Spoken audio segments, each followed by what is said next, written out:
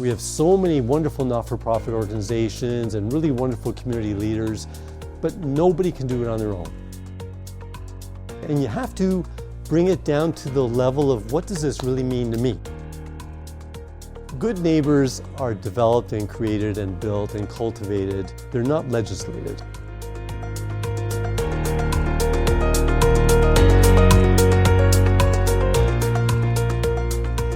Hello, London. I'm Matt Brown, and you're listening to the Matt Brown Podcast. I'm happy to say that Newsmakers is back on Rogers Television after we took a little winter break hiatus. And as I record this, it's Thursday, January 22nd, 2026. And that means that the latest Newsmaker episode is airing today. It's going to run frequently at various times on Rogers for the next 2 weeks. It's a good show, too. Ward 13 Councillor David Ferreira joins me for the first half of that broadcast to talk about Council's plans for London's downtown. He shares his passion and he shares his vision for our city's core, and he outlines how you can get involved too. I'll be running an abridged audio version of that conversation with David here on the Matt Brown Podcast beginning next Thursday. The second half of that episode of Newsmakers is what we'll be checking out today. Steve Cordes, recently retired, longtime CEO of Youth Opportunities Unlimited, joined me to tell us about what's next for him. I think you're really going to like it, and I'll tell you all about it right after this. Winter's here. It's time to discover the Bicycle Cafe. Cozy up with our daily soup and sandwich, or unwind with an evening latte and Dutch comfort food. London Bicycle Cafe at the Forks of the Thames. See you soon. Steve Cordes led Youth Opportunities Unlimited. That's a local not-for-profit here in London that serves youth from London in a myriad of ways. The growth of the organization, experienced under Steve's decades-long stint as CEO, is nothing short of remarkable. Y.O.U. provides young people from London who are living complicated lives with things like housing supports as they navigate the social services and sometimes the criminal justice system. Y.O.U. leads in social entrepreneurial endeavors too. They provide employment opportunities and on-the-job training for youth, while at the same time having a positive impact on the London community. Most importantly, Y.O.U. helps young people from London experiencing adversity understand that they matter, that people care about them, and that they belong here. This past summer, Steve retired from this role. Steve is many things. He's an expert at navigating municipal politics, all levels of politics really. He's a fundraiser extraordinaire, and he's always been an advocate for the underdog and a champion for doing what's right. Post-retirement, we knew he wouldn't simply disappear from the scene. We wondered what might be next. And today, he's here to tell us exactly that. Welcome to Newsmakers, Steve. Thanks so much, Matt. Nice to be here. Well, listen, you've launched a video blog, Community Matters. Can you tell us all about it?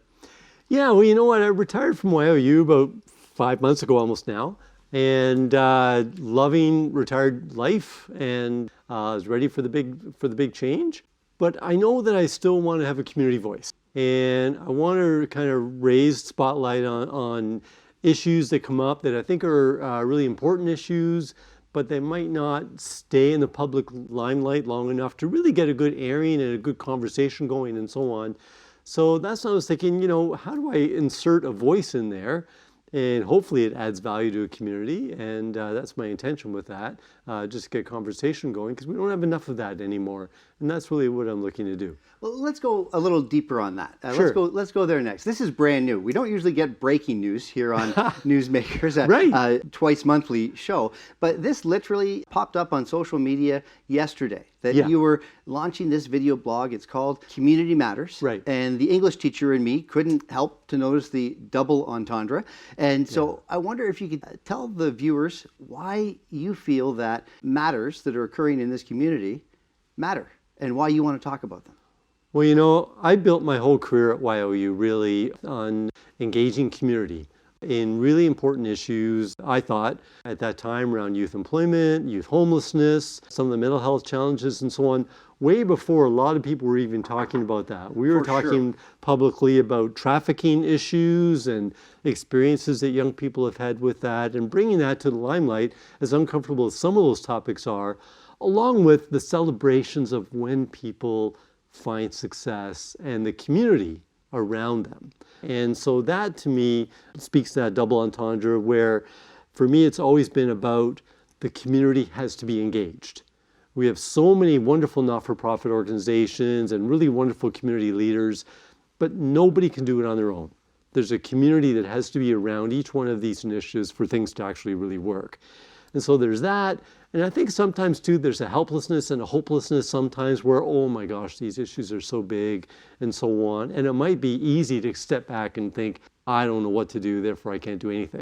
But small little pieces, small little steps that happen because of a caring community make a difference. And cumulatively, we can make a huge difference. So that to me is where community does matter.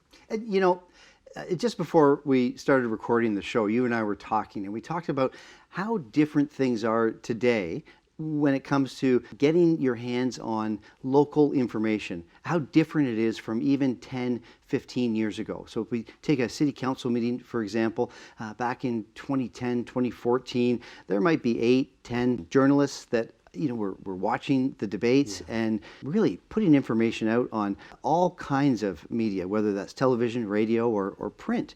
These days, it's very different. The world's moving a lot faster. We're stuck on our devices a lot more, and I think the way to reach people, you have to be a little bit more creative sometimes. And is that what you were thinking? Exactly. That's exactly it. And you have to bring it down to the level of what does this really mean to me?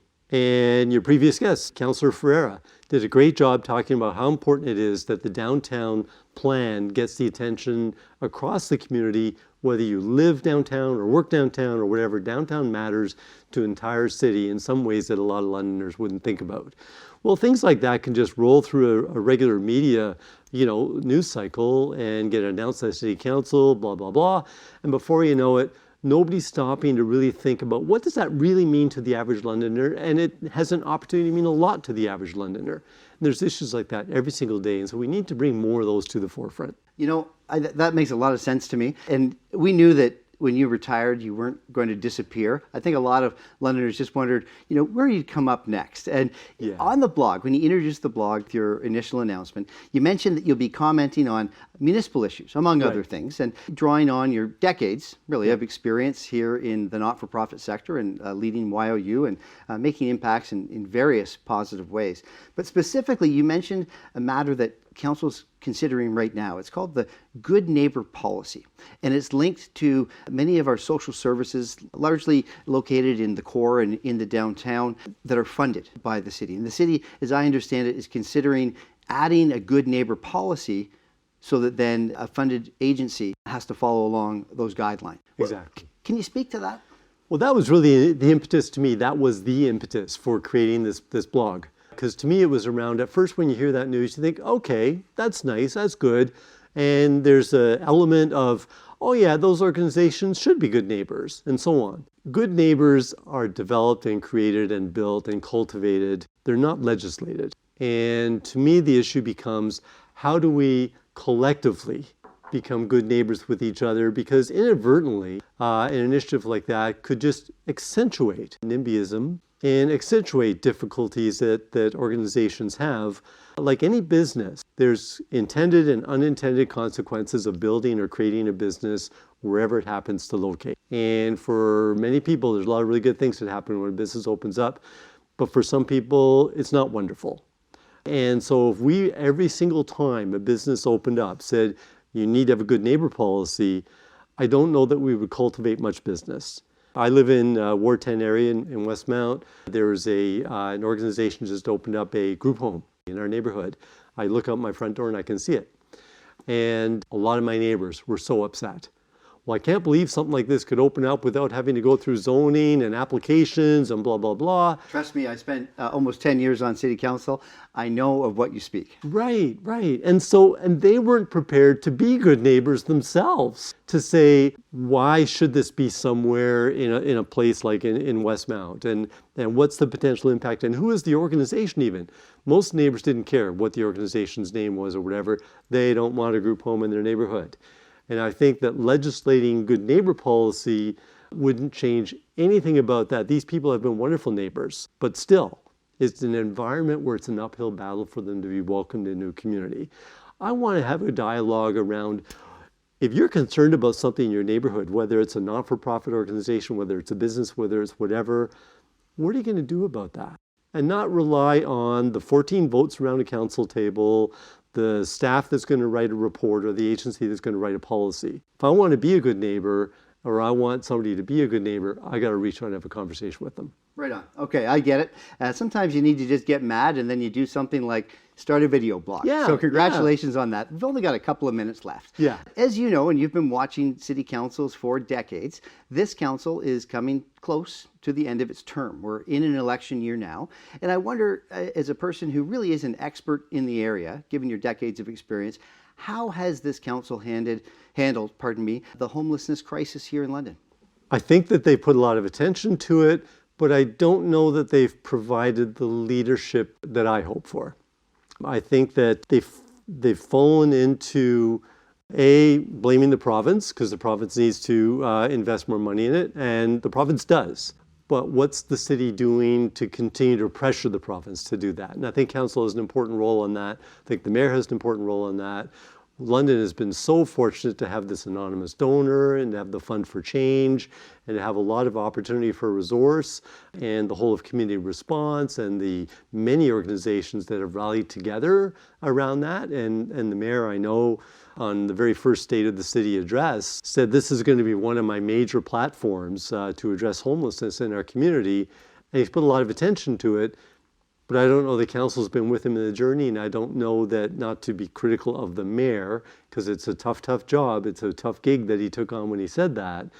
But I don't know that it's even met the goals that he has set for himself on that stuff. And so I'd say that the intention has been good, but the leadership has been moderate. Well, Steve, thanks for that. We're almost out of time, but I think what you've done here is given Londoners a taste of the Community Matters video blog. We've got about 30 seconds left. How can a Londoner connect with you on that platform?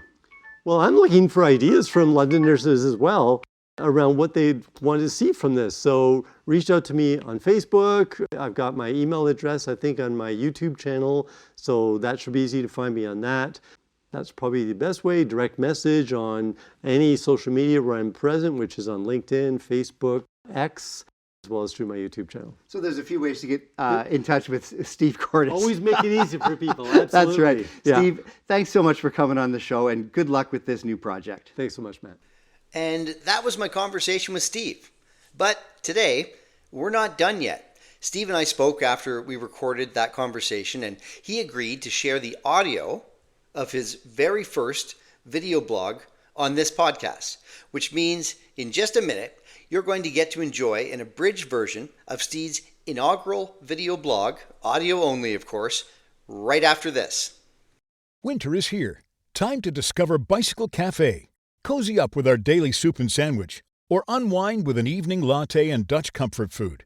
London Bicycle Cafe at the Forks of the Thames. See you soon. Hey everybody, I'm Steve Cordis. This is Community Matters. In today's edition about Community Matters, I want to talk about London City Council's policy that they're considering regarding frontline agencies, shelters, not-for-profit frontline agencies, to develop good neighborhood policies, good neighbor policies. When I first heard about this a few weeks ago, I thought, okay, there's some positive elements in that, but heads up on the direction we're going on this blog. I think it's a terrible idea. When I think about a good neighborhood, and I think about good neighbors, I think about an ethos and something that's built among people and among residents and businesses and so on. And this is no different. So when I think about how do we build good neighbors, I don't think about a policy where somebody's going to come in and run through a checklist. I don't think a policy that's submitted for approval or disapproval. What I think about are people having contact with each other and people building on that for the betterment of their community. Because trust me, in my 40 years of experience as a not-for-profit leader, I can assure you, organizations want to be good neighbors as much as the residents around them want good neighbors as well. So let's talk about how that could look. If you're living in a neighborhood and there's either an existing shelter, an existing not-for-profit organization, I urge you to get to know that place. Not just that they exist, What is the organization? What is the organization trying to achieve? What's the supports around the organization? Has the organization held any community meetings or been in part of any meetings by their local city councilor and so on? So all those kinds of things are opportunities for a neighborhood to get to know a not-for-profit and in their community. And you might be pleasantly surprised. You might also find that there's opportunities where you have time, you have something that you can contribute, not in terms of money necessarily, but in terms of just helping that nonprofit be even a better neighbor. There are opportunities there because I can assure you, every one of those shelters, every one of those frontline agencies is doing vital, important work that serves all of our communities so well. So as much as some of us don't want one in our neighborhood, we want one in our community. We want them in our community because they're the folks that are keeping our most distressed Londoners alive. They're the ones that are helping our most distressed Londoners through times that are more tougher than most of us can imagine, and helping build the community that we all want. So there's an opportunity to help them along. Please take that opportunity. Don't rely on government. Don't rely on your city council. Don't rely on city administration to police a policy. Work with that organization. If you're not happy with the way that organization's running its shop, you're not happy with the footprint they're having in your community, in your neighborhood, reach out to them. Hold them accountable. Talk to their CEO. Talk to their management team. Write to their board of directors if you need to. There's lots of paths forward. I urge you to take those because that, at the end of the day, will build a stronger neighborhood and a stronger community. Now, for those of you that are watching this episode that happen to work for one of those organizations, or maybe you're on their board, or maybe you're an advisor or whatever, if you have an opportunity, get to know how does that not-for-profit that you're involved in, how do they work with their neighbors? What is their practice? Do they have a policy on neighborhood development? Because maybe they do. And if they do, are they living up to it? Does it need to be adjusted? And if they don't, what are their practices? How do the neighbors around them know what they do? How are they communicating to the people around them who are affected by their services? Because it's not enough just to run a good service. You also have to be a good neighbor, and you also have to reach out to the people around you so they understand what you're all about, and they understand the ethos, they understand the culture of what you're doing, they understand the impact that you're having in a community. It's not up to them just to be the recipient of service. I encourage you to think about how do you, as somebody involved in that not-for-profit, how do you ensure that your good work is out there? How do you ensure that the neighbors around your organization know what your organization is achieving? And what opportunities are there for those neighbors to come forward with ideas, with contributions, sometimes with criticisms, because our critics can be our best advisors. They tell us what they don't like, and they can also be the instruments for helping our organizations grow and develop and be even stronger. So, thank you so much for listening to this episode. I appreciate that. If you have any comments, if you're reflecting on what I've just said and you're thinking, I disagree with this, or he hasn't thought about that, feel free to add that in comments, and I'd love to keep a dialogue going because I know that all together we can rally around making London an even better community than it is right now. And it takes a whole community to be a good community. And it's not something we need to trust legislators to enhance. We need to do that ourselves. So let's take that. Let's take the call to action, see what we can do, and skip the idea of having requiring organizations to develop policies, and instead help organizations be better, and organizations help yourself to be better neighbors for the people around you as well. Thanks again. Well, London, that's the show. I hope you liked it, and I hope you are as excited as I am about what Steve's putting together for our community. I've said this before, it's getting harder and harder to get our hands on local content, and you deserve as much information as you can get. I think that Steve, with his 40 years of experience, is going to help fill that void. So please, go to YouTube and search for Steve Cortis and Community Matters. Listen and subscribe. I can pretty much guarantee you're going to enjoy the content, and I bet you learn a thing or two from time to time as well. As for this podcast, please keep on keeping in touch, and please keep sending your ideas my way. You can always reach me at themattbrownpodcast@gmail.com. And if you like what you're hearing, and if you haven't yet, please give the show a follow wherever you get your podcasts, and share it on your socials and with your family and colleagues and friends.